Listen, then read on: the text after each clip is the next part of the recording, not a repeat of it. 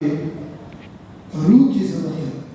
पवित्र आत्मा का दुगना भाग दे करके प्रभु इस्तेमाल कर, ताकि जो वचन आज के लिए रूहानी ग़िज़ा के तौर पे हमारे सामने है, इसको हम खाने पाए, इसको हजम करने पाए और इसको मानने पाए, ताकि हमारी आत्मिकता का स्तर दिन प्रतिदिन और आज ऊंचा उठ सके, ताकि पिता हमारा देखना बदल जाए, हमारा सुनना बदल जाए, हमारा समझना बदल जाए। धन्यवाद पिता कि आप हमारी प्रार्थनाओं को सुन रहे हैं। बगैर आपके आज जो वचन के द्वारा सेवा होनी है वो हम नहीं कर सकते, क्योंकि वो दिमाग के द्वारा होगी। लेकिन हम दिमाग के द्वारा नहीं, परंतु बुद्धि और आत्मा दोनों के द्वारा आपकी उस बड़ी सेवकाई को चाहते हैं, जिससे कि पिता हमारे जीवन आपकी ओर खींचे चले आए। धन्यवाद प्रभु, आपने हमारी प्रार्थना को सुना। यीशु मसीह के नाम से मांगते हैं, आमीन। प्रभु यीशु के जीवित समर्थी जलाली नाम में आप सब लोग को जय यीशु मसीह की। बहुत धीरे से आवाज आ रही है। जय यीशु मसीह की। पीछे वाले भी बोल सकते हैं जय यीशु मसीह की। Very good. परमेश्वर हम सबको और आप सबको ब्लेस करें, क्योंकि जब हम जय यीशु की कहते हैं तो आस पास का माहौल शुद्ध होना शुरू हो जाता है। मालूम है, सबसे बेचैनी इस वक्त में शैतान को होती है जब परमेश्वर का वचन बोया जाता है और जब आराधना होती है, सबसे ज्यादा तड़पता है वो। दूसरी बात, और यदि उसको ये पता है कि यहाँ पर सच्ची आराधना होती है। देखिए, मैं आपको फिर से बता रहा हूँ, मैंने एक शब्द का, एक संज्ञा का इस्तेमाल करा, सच्ची आराधना होती है और आत्मा में होकर के, क्योंकि वचन तो यहाँ बैठा हर एक इंसान बांट सकता है, लेकिन वो वचन आत्मा के द्वारा निकल रहा है या सिर्फ पढ़ी हुई शिक्षा के अनुसार ज्ञान प्राप्त करके वचन को मैंने सिर्फ बांट दिया, जिसके पीछे एक उद्देश्य कभी नहीं पाया जाता कि उसके अनुसार अपनी जिंदगी को चलाना बड़ा मुख्य है। मैंने शुरुआत में बोली थी ना कि जब हम गीतों को गा रहे हैं तो हमारा गीतों को गाने का उद्देश्य सिर्फ ये होना चाहिए कि हमारे जीवते परमेश्वर को महिमा मिले। और जब हम वचन को बोलते हैं तो उससे पहले कि जो बोलने वाला है इस बात को जान ले कि जो वो बोल रहा है 1000 आदमी सुनेगा, सैकड़ों आदमी सुनेंगे, और सुनने के बाद में वो अपेक्षा करेंगे कि मैं उस बात पर खरा उतरूं जो मैं प्रचार करता हूं। इस बात को हो सकता है कि आप ना समझ पाए, लेकिन रूह कुदूस हर एक चीज को जानता है और आत्मा आत्मा को पहचानता है। आमीन। कुरिन्थियों की पुस्तक में लिखा हुआ है कि शारीरिक मनुष्य आत्मिक व्यक्ति को और आत्मिक बातों को कभी नहीं समझ सकता, उसके लिए वो बोरिंग होगा।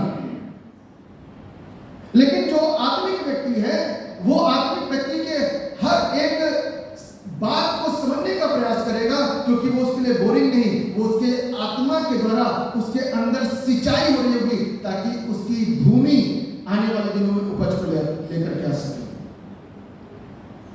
प्रभु यीशु हमसे और आपसे ऐसी भूमि की मांग करते हैं जो उपजाऊ हो। कैसी हो? आप भी हर उपजाऊ चीज चाहते हैं अपनी जिंदगी में। हर उपजाऊ काम इसलिए करते हैं क्योंकि उसके बदले में कुछ मिलता है।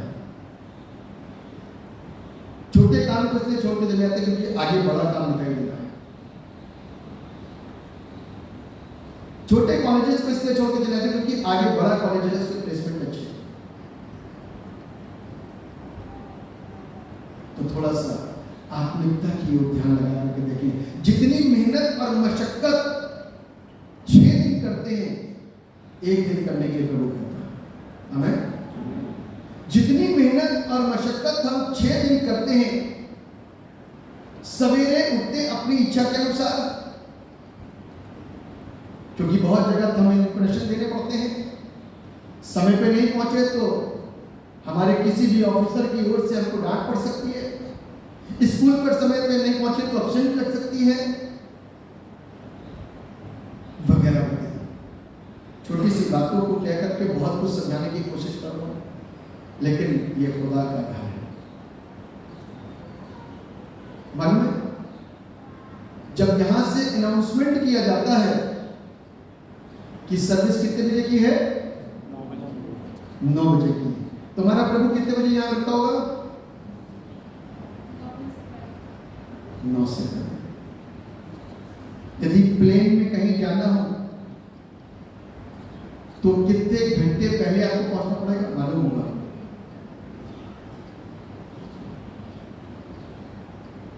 और हर एक चीज से ऊपर है हमारा परमेश्वर। यदि वो प्लेन में आप जा रहे हो ना, तो वो भी उसकी दया है। यदि आज हम अच्छे क्लास के हैं तो वो भी उसकी दया है। यदि हम अच्छा पढ़ पाए ना तो वो भी उसकी दया है।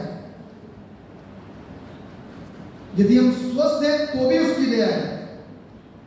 यदि हम किसी लायक हैं, हमको जमाना पूछता है तो वो भी उसकी दया है। और जहां वो है वहां जिंदगी है। इसी विषय के ऊपर आज हम डिस्कस करने जा रहे हैं। जो हमारा टॉपिक है ना, वो है the life giving power of God. क्या है? The life giving power of God, परमेश्वर की जीवन देने वाली सामर्थ।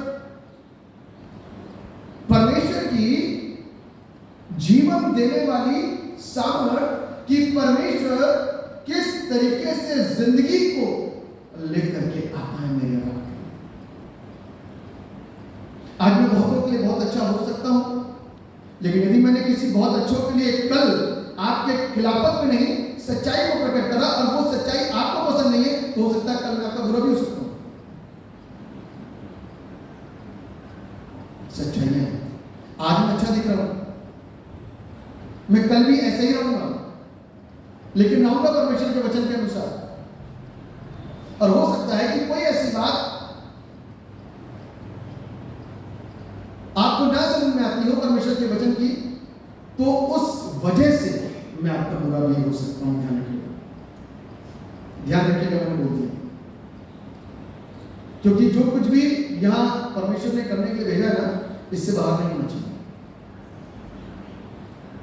यदि हम क्राइस्ट सेंटर्ड है और वर्ड सेंटर्ड है, तो हम वही करेंगे जो परमेश्वर हमको करने के लिए कहता है, उससे बाहर हम कुछ नहीं कर सकते।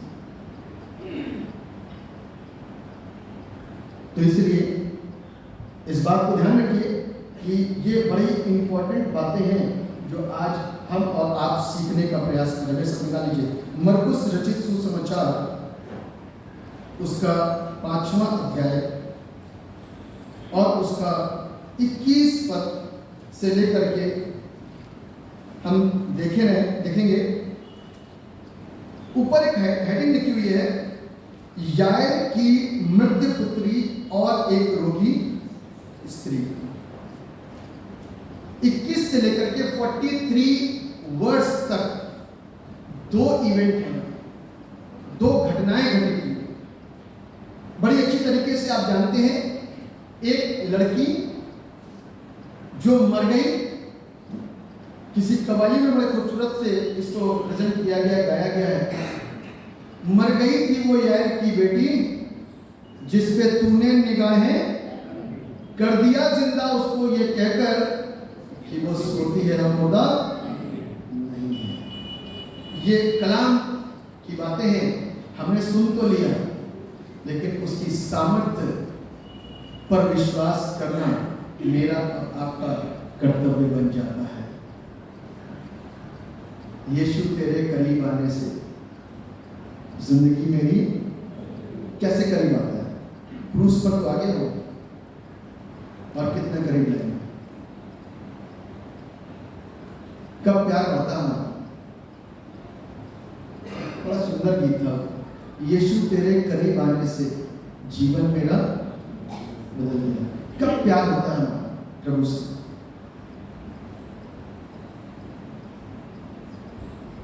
सुबह 4 बजे, या जब उठे तब, दिन में या रात में, या होल डे मन में यीशु है। इसके मन में यीशु है तो इस बात को ध्यान रखिएगा, हम बहुत सारी बुरी बातों से सोचों से, षड्यंत्रों से बच सकते हैं और बचे रहेंगे। और यदि यीशु नहीं है तो बड़ा मुश्किल हो जाता है। तब हमारी जिंदगियों के अंदर चीजें बाहर की आके गतिविधियां करनी शुरू कर देती है ना। और उसमें क्या होता है, बाहर तो बाहर जैसे काम होते हैं, समाज में समाज जैसे काम होते हैं, परिवार में परिवार जैसे काम होते हैं, लेकिन कम्युनिटी के अंदर बाइबल कहती है, पौलुस के अंदर, तुम्हारे अंदर जो गुटबंदी बन गई है वो मुझको पसंद नहीं। ये चर्च की बात है, एस पर बाइबल से बाहर कहीं बात नहीं करूंगा। एस पर बाइबल कि तुम्हारे अंदर क्या बन गई है, गुटबंदी। हमको उसको दूर करना, यीशु के जीवन देने वाली सालों को अपने अंदर रिसीव करना है, जिससे हम आशीषित हो जाएं। यीशु को कलवरी क्रूस पर आ गया और आने के बाद में अपनी बाहों को फैला करके कहता है, this much I love you. किसी ने पूछा कि प्रभु तू कितना प्यार करता है? जितना मैं स्ट्रेच कर सका। स्ट्रेच करने के बाद बोलता है, इतनी मोहब्बत मैं तुमसे करता हूं और जाते समय किसी को भी मैं गुनहगार नहीं बोल करके जाऊंगा। अब आप इन्हें माफ कर, क्योंकि ये नहीं जानते कि ये क्या करते हैं। आपको मालूम है, फटे हाल था, कांटों का ताज सर पर था, किसके लिए? आप बोल सकते हैं, आप नहीं बोल सकते, हमारे लिए, मेरे लिए। किसके लिए? कपड़े फटे हुए थे, किसके लिए? गालियां खाई किसके लिए? थप्पड़ खाए किसके लिए? मजाक उड़ा किसके लिए? मेरे लिए। और मन में एक जगह उसको एहसास हुआ है, तब वो बोलता है, एली एली लमा सबक्तनी, हे मेरे पिता, हे मेरे पिता, तूने मुझे, याद है ना, आज गुड फ्राइडे नहीं है लेकिन कलमा है, याद कभी भी आ सकता है। आपको मालूम है, फटे हाल व्यक्ति, लहूलुहान व्यक्ति, सर पर कांटों का ताज, पीड़ा से, दर्द से तड़पने वाला व्यक्ति सिर्फ इस बात के लिए चिंतित हुआ, सिर्फ इस बात के लिए दुखी हुआ कि यह बात तूने मुझे, क्या इस बात का पेन कभी हमको रात को होता है? क्या हमें कभी इस बात का एहसास हुआ कि हमारे बाप ने कहीं को छोड़ कर दिया? यदि हम उससे जुड़े रहेंगे तो हम आशीषित रहेंगे। यीशु तेरे करीब आने से जिंदगी मेरी बदल गई, संवर गई, प्यार से सताया और मेरे जीवन को आशीषित कर दिया। बहुत प्यार करना है। मुझे नहीं मालूम कि आप उसको कितना रियल मानते हैं, मुझे नहीं मालूम।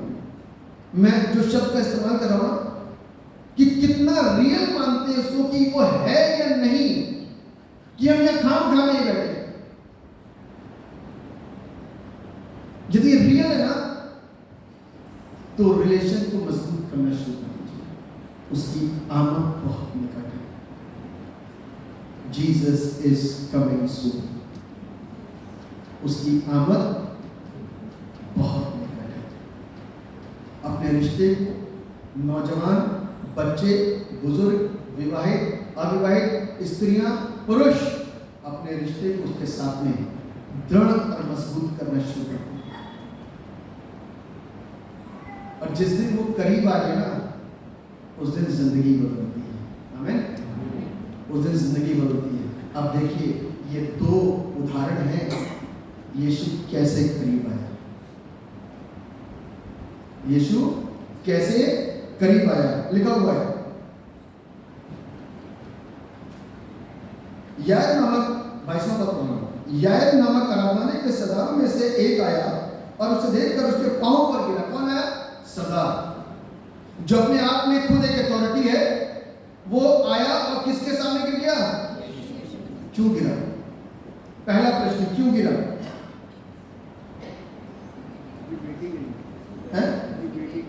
अपनी बेटी के लिए, है ना? अपनी बेटी के लिए, अपने परिवार के लिए, अपने बच्चों के लिए जितना रोना पड़ता है, हम किसी के आगे रो सकते हैं, बशर्ते ये पता होना चाहिए कि इसके द्वारा मिलेगा, पक्की बात है। यही तो होता ना कि इसके द्वारा मिलेगा ही मिलेगा। आपको मालूम है यीशु मसीह के द्वारा जिंदगी मिलनी थी, सरदारों को भी मालूम था, अथॉरिटीज को भी मालूम था कि ये चंगा करता फिरता है, हमें जीवन देता फिरता है, बचाता रहता है। जाने कितने हजारों लाखों की तादाद में लोगों ने उसके स्पर्श से, उसकी छुअन से, उसके सिर्फ देखने से, उसके छूने से, उसे छूने से जीवन पाया, क्योंकि हर डायमेंशन से सामर्थ बहती थी यीशु की। मालूम है? और ये व्यक्ति लिखा हुआ उसके पांव पर गिरा और ये कहकर उससे बहुत विनती की, मेरी छोटी बेटी मरने पर है। हो सकता है बड़ी बेटी और तभी छोटी बेटी बोला उसने। मेरी छोटी बेटी क्या है, मरने पर है, तू आकर उस पर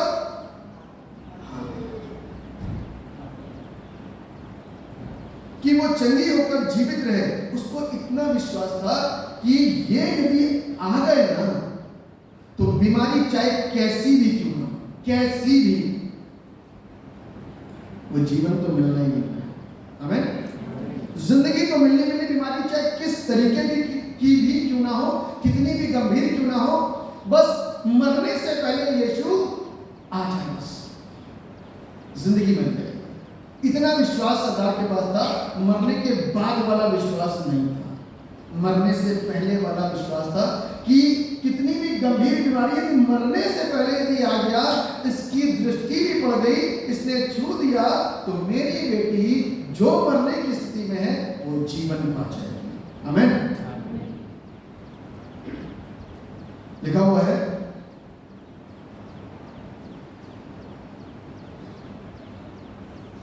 यहां पर, तब वो उसके साथ चला और बड़ी भीड़ उसके पीछे हो ली, यहां तक कि लोग उस पर, कितनी बड़ी भीड़ हुई, लोगों को डर था यीशु मसीह से। सोचो तो सही, यह प्रश्न किया था शास्त्रियों ने, सोचो तो सही, भीड़ की भीड़ उसके पीछे क्यों? कुछ लोग थे जिन्होंने सच्चाई से इसको मान लिया था कि भैया ही इज ओनली, इसके अलावा कोई नहीं, यही परमेश्वर है, यह परमेश्वर की ओर से भेजा गया है, यही सत्य है, यही मार्ग है, यही जिंदगी है। बहुतों ने इस बात पर विश्वास किया था, बहुत लोग खाने आते थे, है ना, बहुत लोग अक्सर करके देखा है, मीटिंग में टाइम पे नहीं होते। लेकिन देखिए सच्चाइयां बोलूंगा कड़वी लगती है। हमारा पहला मकसद खुदा का कलाम है, आराधना है, वचन है। खाना तो सब अपने घर में खाते हैं। यदि आज दिल के अंदर उतर गई कड़वाहट, तो कल मिठास बन के बाहर आएगा और आप दूसरों को सिखाने वाले बन लो, वरना ये जो एक गलत शिक्षा भर गई है ना, वो कभी नहीं निकलेगी। उसी के लिए हम लड़ते रहेंगे, उसी के लिए झगड़ते रहेंगे। इसीलिए एक खाने वाली भीड़ थी, एक आरोप लगाने वाली भीड़ थी, एक चंगाई पाने वाली भीड़ थी। ये चार प्रकार की कैटेगरी थी जो वहां पर लगातार पहुंचती थी। और आपको मालूम है उनके साथ साथ में फरीसी और शास्त्री भी जाते थे देखने के लिए। फरीसी और शास्त्री भी पहुंचते थे, क्या हो रहा है, तुरंत चेक करते थे, उनके कैमरे लगे रहते थे, वैसे वाले कैमरे नहीं, आंखों के कैमरे, कि कहीं कुछ गड़बड़ी तो नहीं हो रही है। गड़बड़ी होती है उसको चेक करा जाए। लेकिन यीशु तो व्यवस्था का बनाने वाला था, वो गड़बड़ी कैसे कर सकता है? उसके पास उसके हर एक काम का उत्तर था, जवाब था, वो गड़बड़ियां नहीं कर सकता। अब आप सोचो, जिस घर के अंदर कोई भी व्यक्ति बीमार हो, क्या हालत होता है? कोई भी एक नहीं बता सकता, दो भी बता सकते हैं। जहां पर कोई बहुत सीवियर बीमार हो, हॉस्पिटलाइज्ड हो, क्या हाल होता है आप बता सकते हैं। जिंदगी के तजुर्बे आप शेयर कर सकते हैं। जीवन शांत रह सकता नहीं रहेगा, शांत सर में दर्द, नींद पूरी ना होना, दौड़ भाग, काम पे ना जाना, छुट्टी लग जाना, और ना खाने का होश, ना किसी चीज का होश, एक भय सताता है कहीं हमारा बच्चा, कहीं हमारा अजीज इस दुनिया से रहलत ना कर जाए। लेकिन जिस वक्त में यीशु आता है ना, उस वक्त का ये भय, ये डर, ये निराशा, ये दुख, ये अशांति खत्म हो जाती है और सब शांत। आपको मालूम, जब समुद्र में प्रभु यीशु मसीह और उसके चेले थे और आंधी तूफान आया, तो क्या हुआ? एक बड़ी बेचैनी, बड़ा हाहाकार, अशांत जिंदगी, मौत का डर।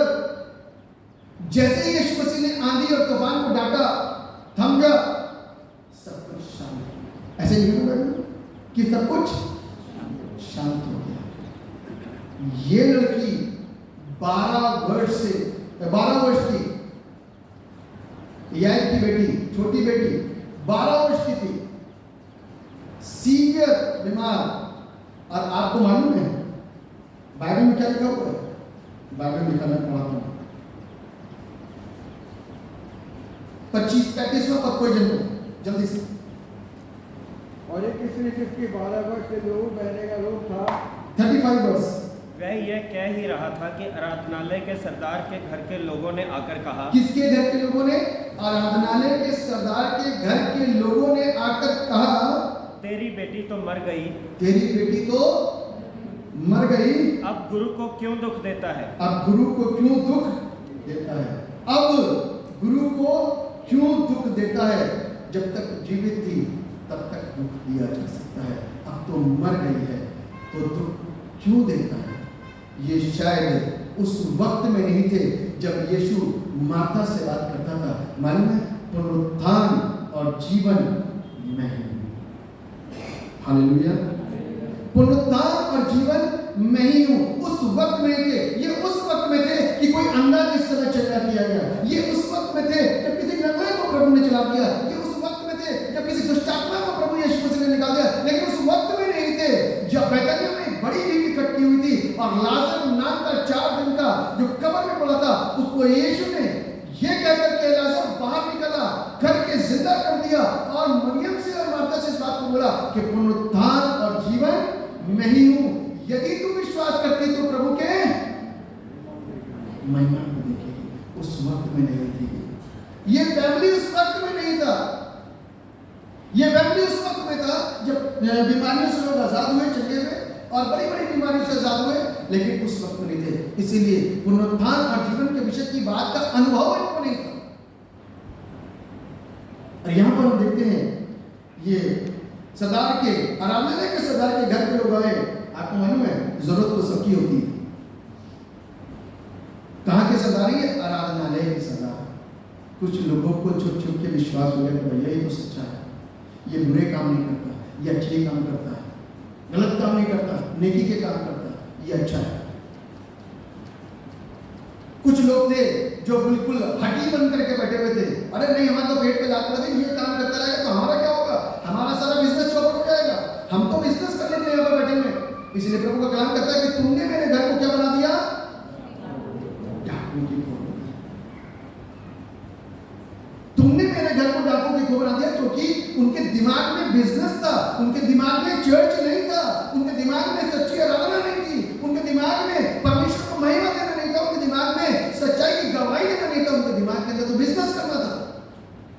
तो बिजनेस करेंगे। इसलिए वो प्रभु की यीशु मसीह की बातों को पचा नहीं पाते थे, डाइजेस्ट नहीं कर पाते थे, इसलिए उससे चिढ़ते थे। इसलिए हर दिन वो चेक करने आते थे, कुछ ऐसा काम हो जाए जहां से इसको पकड़ लिया जाए, कुछ ऐसा काम हो जाए जहां से इसको पकड़ लिया जाए। वो इस बात को भूल गए कि वो परमेश्वर है, नहीं जानता, आंखें बंद रहे, अंतर आंखें बंद रहे। इसीलिए हम लोग जब आराधना करते हैं, प्रार्थना करते हैं, तो यही दुआ करता हूँ, खुदा जो इन आंखों ने नहीं देखा वो देखे, जो इन कानों ने नहीं सुना वो सुने, जो बुद्धि में नहीं समाया वो समाने पाए। क्योंकि जब तक ये आंखें नहीं खुलेंगी उस अंदाज में और उस संदर्भ में तो हम देख नहीं पाएंगे सच्चाई, और जब तक ये कान नहीं खुलेंगे तो हम ढंग से सुनेंगे बुरा लगेगा। और जब तक ये सारी बातें ढंग से खुदा के कलाम की चित्त में नहीं समाई तो कभी भी ये सुधार नहीं आ सकता, हम बीमार ही बने रहेंगे। आपको मालूम, जैसे ही प्रभु यीशु मसीह के विषय के उसकी मृत्यु के विषय में बताया गया तो लिखा हुआ है कि तू प्रभु को या गुरु को क्यों दुख देता है, जो बातें वे कह रहे थे उसको यीशु ने अनसुनी करके आराधना के सरदार से कहा, मत डर। क्या बोला? चिंता मत कर, इग्नोर कर दे, केवल क्या कर?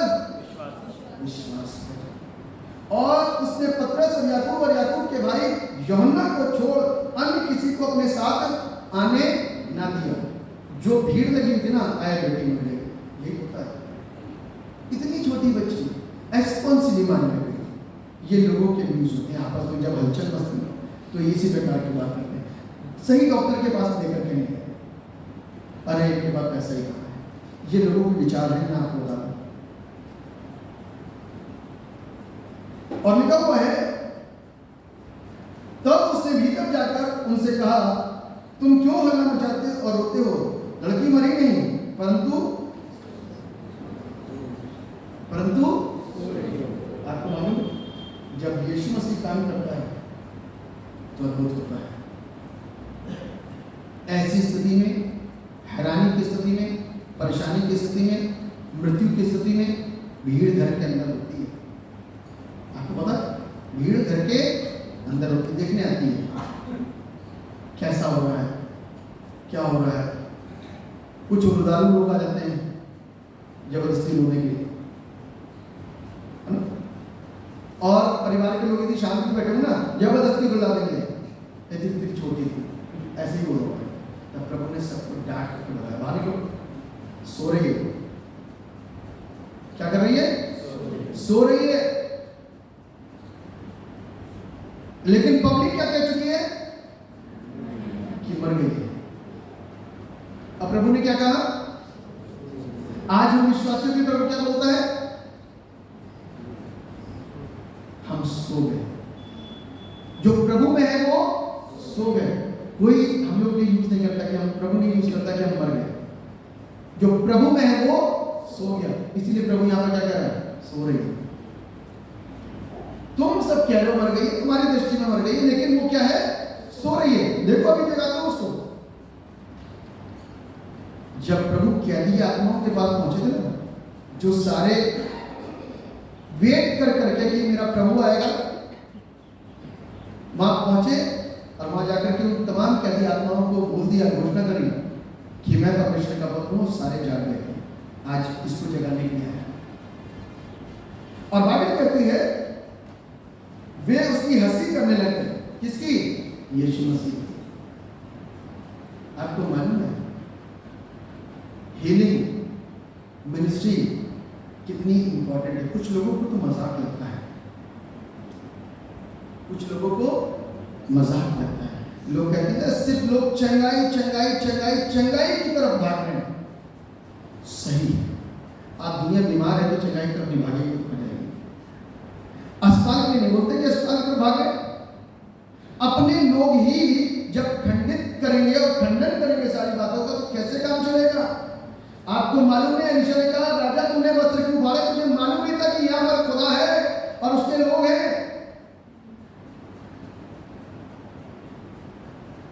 जब अपने लोग खंडित करेंगे उस बात को, तो काम कैसे चलेगा?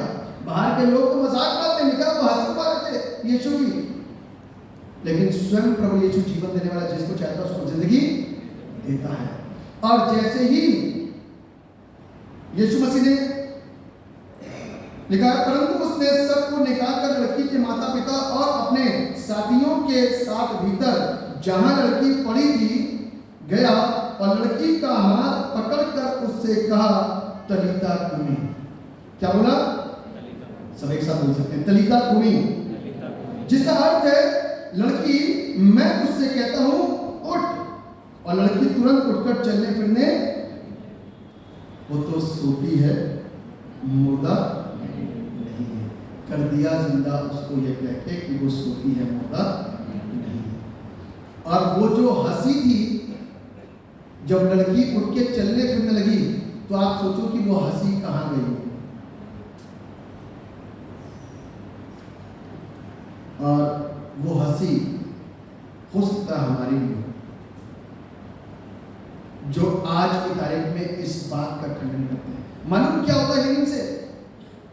मैं आपको बताना चाहता हूं, एक ऐसी जिंदगी जो पाप में होती है, एक ऐसा जीवन जो अधूरा होता है, एक ऐसा जीवन जो अपने समाज में रहने के बावजूद भी प्रभु के साथ नहीं होता, उस जिंदगी के अंदर बदलाव आता है। ये हीलिंग सिर्फ शरीर की नहीं होती, ये हीलिंग पूरी देह की होती है और आत्मा की होती है, और पूरा शरीर पूरी आत्मा बदल जाती है। उस दिन से वो बंदा जो चंगा हुआ होता है ना, वो चर्च आना शुरू करता है। सेम डे के अंदर पूरा जिंदगी बदल जाती है, देखना शुरू, सुनना शुरू और समझना शुरू हो जाता है। अभी तक विरोधी था, लेकिन आज चंगा होने के बाद में उसकी जिंदगी बदल गई। आमीन। ये है वो हीलिंग जिसको कई बार लोग खंडित करते हैं।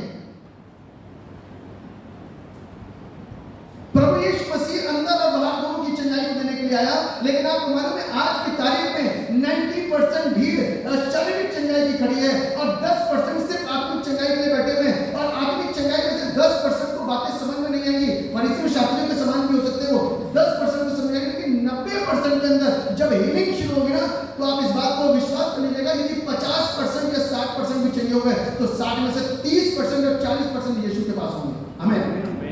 बाइबल कहती है, कुरिन्थियों की पुस्तक के 14वें अध्याय के अंदर लिखा है, हर एक घुटना झुकेगा, हर जुबान अंगीकार करेगी कि यीशु ही प्रभु है। तो इस बात को क्यों भूल जाते हैं? खुदा के कलाम की एक बात सच होगी। खुदा का कलाम कहता है आसमान और जमीन टल जाएंगे, लेकिन उसके मुंह से निकला हुआ एक भी वचन कभी भी नहीं टलेगा। तो इसको क्यों भूल जाते हैं कि बाहर से भीड़ आएगी और जिंदगी बदलेगी।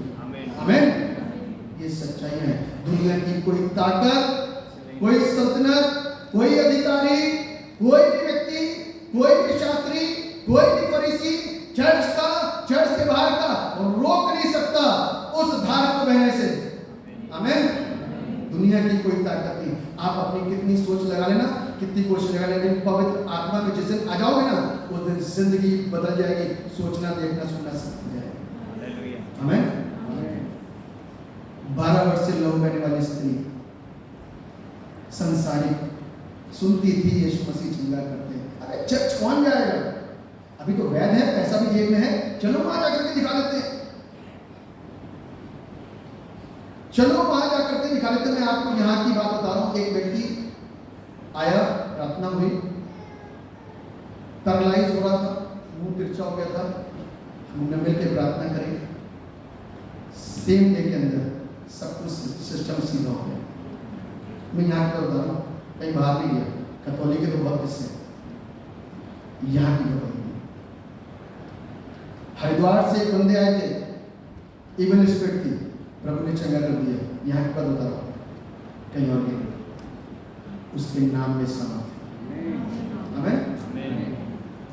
उसके अंदर आने से सामर्थ्य। इसीलिए जब मैं कहता हूँ, जब आराधना करो, गीत गाओ, तो उसको फील करके गाओ, तब देखो आराधना होगी। इसलिए खुदा के कलाम के अंदर लिखा है, जब गाओ तो ऐसा गाओ कि परमेश्वर की महिमा हो, जब वचन दो तो ऐसा कि परमेश्वर का वचन हो, ताकि वो लोगों की जिंदगियों के अंदर जाकर चुभे या अंदर काम करे और उनको बदल करके रखे। आमीन। 12 वर्ष से लहू बहने वाली, पैसा जब खत्म हो गया ना, खाली हो गई, बीमारी उसके शरीर से नहीं गई, तब हार के पछता करके किसके पास आई? हिम्मत नहीं थी सामने अपनी बीमारी को शेयर करने की। लज्जा जैसी बीमारी थी, लेकिन पीछे से जाकर के, अब उसका फेथ किस लेवल का बना मुझे नहीं मालूम, लेकिन पीछे से जाकर के उसके आंचल को, और बाइबल क्या कहती है, भीड़ उसके ऊपर, यीशु मसीह क्या कहता है, किसने मुझे छुआ? तो चेले मालूम क्या बोले, वो भी संसारिक थे, अभी सिर्फ चंगाइयों को देख देख कर उछलते थे, खाना खा कर करके उछलते थे, टोकरों को पकड़ते थे, फिर भी विश्वास नहीं आता था। हैरानी की बात तो यह है कि टोकरे हाथ में 5 रोटी 2 मछली से खाना खिला दिया। हैरानी की बात है फिर भी विश्वासी नहीं बने, डर के बैठे लोगों का। हैरानी तो इस बात की है कि फिर भी विश्वास नहीं होता। लेकिन जैसे ही प्रभु यीशु मसीह को किसी ने विश्वास के साथ में छुआ, मन का छूना, उसको पता है। इस बात को ध्यान रखिएगा, चाहे आप घर में हो चाहे चर्च में हो, आपका मांगना उसे पता है कि किस तरीके से मांगना। उसने छुआ और चंगी हुई। यीशु कहता है किसी ने मुझे छुआ। चेले बोले प्रभु तुझ पर तो भीड़ गिरी पड़ती, तू कैसी बातें कर रहा, अब तो इतनी बड़ी चंगाई हुई है, भीड़ तो ऑटोमेटिक हो गई। तब यीशु मसीह ने कहा नहीं, मुझ में से सामर्थ निकली। जब सामर्थ निकलती ना तो काम होता है। जब सामर्थ निकली तो वो बंदी जो अपने आप को छिपा रही थी सामने आना पड़ा और बताया कि मैं बीमार थी, और यीशु ने उसको ठीक हो गई। अब आप सोचो, जो जिंदगी भर भटकी थी, जिस बीमारी से आजादी नहीं मिली, कितने साल से? वो 12 साल की छोटी लड़की थी और ये 12 साल की बीमार थी। 12 साल से एक ऐसा रोग, दुर्बल करने वाला रोग, आराम नहीं, जाने कहां भागी होगी, लेकिन सिर्फ इतना लिखा है कि उसने अपने पैसे को अपनी बीमारी में खर्चा करा, लेकिन आजाद नहीं हुई, छुटकारा नहीं मिला। जैसे ही प्रभु ने उसे छुआ, यीशु के अंदर से सामर्थ निकली, वैसे ही स्थिति शांत हो गई। आमीन। क्योंकि वो चंगी हो गई। जो डिस्टर्ब होती थी न्याय से, वो पता नहीं कब मरता, लहू बहने का रोग था, दुर्बल करने की स्पिरिट थी, और वो स्त्री चंगी हुई। और चंगी होने के बाद में मैं सोचता हूँ कि कोई वापस की गुस्ताखी नहीं करेगा, उसके पास ही आएगा। बहुत रेयर होंगे जिनको लगता होगा अरे बुखारी से तो चंगाई मिली है, कोई बात नहीं है, तो ठीक हो जाता है, आदि साल दुआ करके ठीक हो गया। लेकिन जब तक कैंसर से आजादी नहीं मिलती, हम लोगों के विश्वास नहीं होते। एक्चुअल बात ये है, एड्स से आजादी नहीं मिलती, लोगों का विश्वास नहीं होता, है ना। ब्रेन ट्यूमर से आजादी नहीं मिलती तो लोगों का विश्वास नहीं होता, मरी अवस्था से आजादी नहीं मिलती तो लोगों का विश्वास नहीं होता। अरे बुखारी तो था, क्या था? बुखारी तो था। इसीलिए 9 कुड़ी चंगे, 10 हुए थे चंगे, लेकिन 9 निकल गए। छोटी सी बात है, भूल ही गए कि शिफा मिली, लेकिन एक को रियलाइज हुआ। यदि आज हम उस एक की भीड़ में हैं, सिर्फ वचन सुनने के द्वारा, तो you will be blessed today. आज मैं और आप आशीषित हैं। और यदि चंगाई का वेट कर रहे हैं तो हो सकता है समय ज़्यादा न निकल जाए। इसलिए आज मेरे और आपके पास में जिंदा कलाम है जो हमको अंदर और बाहर दोनों ओर से जीवन देता है और हम चंगे होते हैं। इसलिए वेट मत करिए, इसको एज इट इज ही स्वीकार करिए। स्थितियां शांत हो गई, विचलताएं खत्म हो गई, टेंशन खत्म, दौड़ भाग खत्म, पैसा देना लेना खत्म, सब चीजों से राहत मिल गई और सब शांत। ये पहला पॉइंट है। दूसरा कि छुटकारा मिल गया। दूसरा पॉइंट क्या था? छुटकारा मिल गया। आपको मालूम है, जब हम कैद में होते हैं तो सोचते हैं किस तरीके से बाहर निकलते हैं। शैतान की कैद में होते हैं तो लगता है किस तरीके से बाहर निकल जाए। दुष्ट आत्मा की कैद में होते हैं तो जी करता बाहर निकल जाए। बीमारियों की कैद में होते हैं तो जी करता है आजाद हो जाए। छोटी भी बीमारी होगी ना, आप सोच लेना, छोटा सा बुखार है, 4 दिन का, यदि कोरोना काल के अंदर यदि किसी को 3 दिन में बुखार आया ना, तो बीपी ने हेलो करना होगा जरूर से एक बार, है ना। आए मेरा नंबर ना जाए, ऐसे ही था। पक्की बात बता रहा हूं मैं, याद पहुंच जाइए आज 2-3 साल 4 साल 5 साल पहले जरा सा बुखार भी हुआ ना और खांसी और जुकाम हुआ तो तुरंत बीपी ने हेलो करना शुरू कर दिया होगा, कभी हाई कभी लो, कभी हाई कभी लो। कहीं मेरा नंबर तो नहीं आया, क्योंकि आसपास इतना देख लिया कि दहशत और डर। और बाइबल क्या कहती है? मैं तुम्हें महामारियों से बचाऊंगा। आमीन। उसके वर्ड को यदि जो रिसीव करता है, क्लेम करता है, तो उसके लिए परमेश्वर का वर्ड होता है और आपकी और मेरी जिंदगी के अंदर काम होता है। इसीलिए जो अभी आरंभ में पढ़ा गया था ना, पहला हिस्सा यहेजकेल उसका 47, मालूम है एक सुंदर सी आयत उसके अंदर लिखी है। यहेजकेल मेरे साथ निकाल लीजिए, यहेजकेल उसका 47 और उसके 12वें पद को मैं आपने पढ़ूंगा। यहेजकेल 47 वर्स 12, यहाँ पर लिखा है, नदी के दोनों किनारों पर भांति भांति के खाने योग्य फलदायी वृक्ष उपजेंगे, जिनके पत्ते न मुरझाएंगे और उनका फलना भी कभी बंद ना होगा। ठीक है, क्योंकि नदी का जल कहां से निकलता है? लेकिन नदी का जल पवित्र स्थान से निकला है, उनमें महीने महीने में नए नए फल लगेंगे, उनके फल तो खाने के और पत्ते औषधि का काम। आप उस बात के ऊपर विश्वास करिए। बाइबल कहती है एक नदी है जिसकी लहरों में परमेश्वर के नगर से, ये वही नदी है जो यहां से बह रही है। ये खुदा का कलाम जो यहां से बह रहा है, जिसकी जिंदगी में काम कर गया ना, वो हमेशा हरे भरे रहे। आमीन। जिसकी जिंदगी के अंदर वो काम आ गया ना, आपके मुंह के बोल भी लोगों की जिंदगी को ब्लेस कर सकते हैं। क्रिश्चियन की ये टेस्टिमनी है, हमारी गवाहियां हैं कि क्रिश्चियन दूसरों के लिए कितने आशीषित हैं। हम धन्य हैं, मतलब हम मुबारक हैं। और ये मुबारक किसने मनाया? इसीलिए ये गीत है, हो मुबारक नाम यीशु का, बहुत पुराना गीत है। तो इसलिए हमको और आपको अपने परमेश्वर पर विश्वास करने की जरूरत है। इस बात को ध्यान रखने की जरूरत है, जिस जगह पर यीशु मसीह है, उस जगह पर जिंदगी है। आपको मालूम है पूरी रात पतरस ने क्या करा था? जाल डाला, मछली लगी, लेकिन उस समय क्यों लग गई? क्योंकि यीशु वहां पर, क्योंकि यीशु वहां पर था। समुद्र में आंधी तूफान आया, कोई बचा पाया? कैसे बचे? क्योंकि यीशु वहां था। जिस जगह पर यीशु है वहां पर आजादी है, और जिस जगह यीशु नहीं है वहां पर आजादी नहीं है। जिस जगह पर यीशु है वहां पर जीवन है, और जिस जगह यीशु नहीं है वहां जिंदगी नहीं है। आप देखो, लोग हमारा तो सुरक्षित है क्योंकि यीशु हमारे पास है, लेकिन दूसरों को आने का मौका दो। हम पहले आए, कुछ लोग बाद में आ रहे हैं। बाइबल क्या कहती है? बाइबल क्या कहती है? कुछ लोग सवेरे काम पे लगे, कुछ लोग बीच दोपहर में काम में लगे, कुछ 1 घंटा रहते हुए काम पे लगे और सामने लगा लिया।